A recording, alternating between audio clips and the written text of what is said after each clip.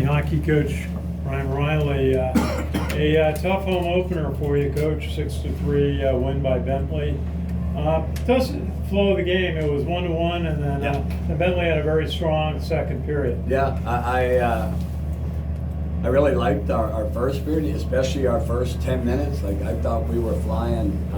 We took a penalty. They gained some momentum, but still we came out 1-0. You cannot start a period and give up a goal on the first shift, and we did that twice tonight. Shame on me for playing the same line to start the third period, but they just outworked us that whole second period, right? And credit to them.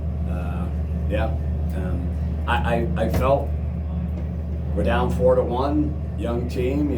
You could be in deep trouble there, but our guys battled back 4-3, and the too many men on the ice penalty, I'm not sure. I haven't seen it, but terrible time if it was indeed too many men on the ice to take that penalty. Yeah, that happened in the third period. You give up the quick goal to Armstrong 44 seconds into the third, but then you come back with two goals. Michael Sacco and Baron Woodring got you back to 4-3. Yeah, so we got right back in the game. You know, like I said, a young team that when they're down 4-1, like I'm proud of the resiliency that they showed to battle back, but I'm just more disappointed that in the second and third period we started those periods and gave up goals in the first minute. Just really disappointing. You cannot do that because it gives the other team a spark, and that's what it did in the second period, and we were chasing them the whole period. You mentioned the bench penalty. It was too many men on the ice. Yeah, like I didn't see it.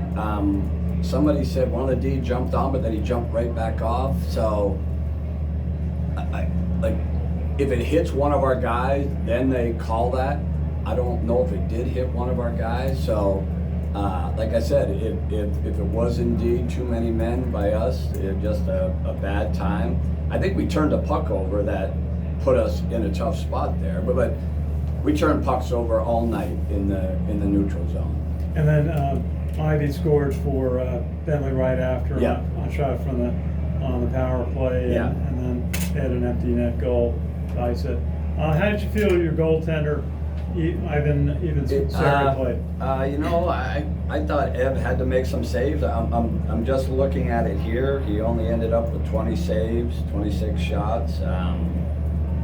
I'll have to watch the tape to see if he'd like to have a couple of those back. So, but we're a team that we talked about, especially bringing in younger players, that we want to be a team that takes a lot of pride in our team defense. In back-to-back games, we've given up 5 goals. Like, can't do that.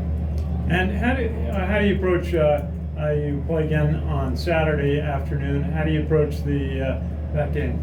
No, like it's a 4:00 game tomorrow. Like I told our guys, we don't have time to feel sorry for ourselves. We got to start recovering with a good stretch now. We got a meal, and we'll be right back here tomorrow looking at the tape. And I think when you lose a game on Friday night, you want to get right back out there. So I'm glad that we don't have a lot of time to wait for the puck to drop tomorrow. It was a special night, NHL night here at West Point. You had the Stanley Cup, you had the representatives, the owner, Vincent Viola of the Florida Panthers. That was very special. You know, what an amazing night.